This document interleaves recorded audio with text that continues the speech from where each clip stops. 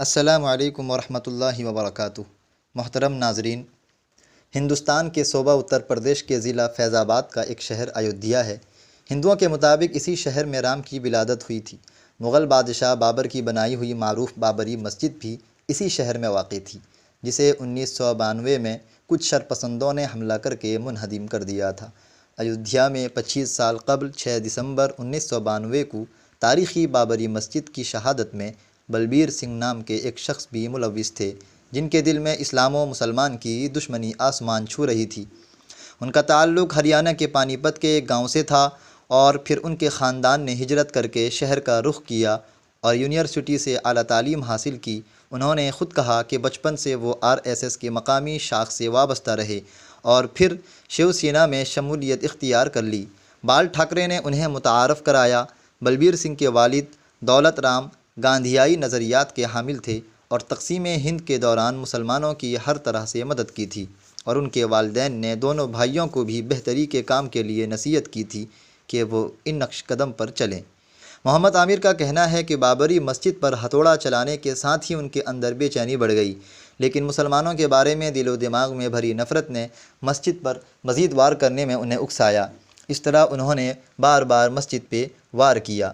ان کا کہنا ہے کہ مسجد پہ وار کرنے کے بعد جب وہ گھر آئے تو ان کی طبیعت سنبھلنے کے بجائے مزید بگڑ گئی۔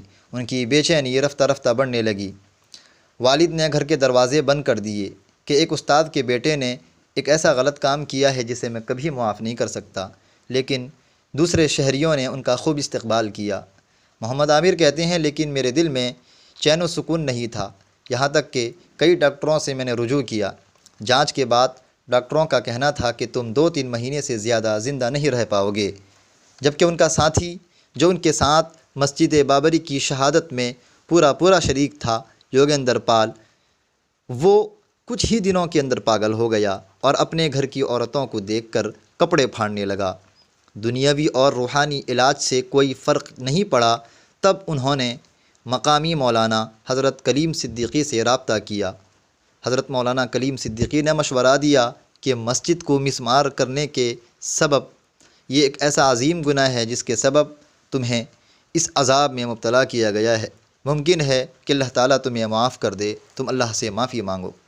تب انہوں نے اپنے والد کے ہمراہ مقامی مسجد کے سامنے کھڑے رہ کر توبہ کی اور پھر اس کی طبیعت سنبھل گئی، جس کے بعد 1993 میں بلبیر سنگھ یعنی محمد عامر اور ان کے باپ بھی مشرف باسلام ہو گئے۔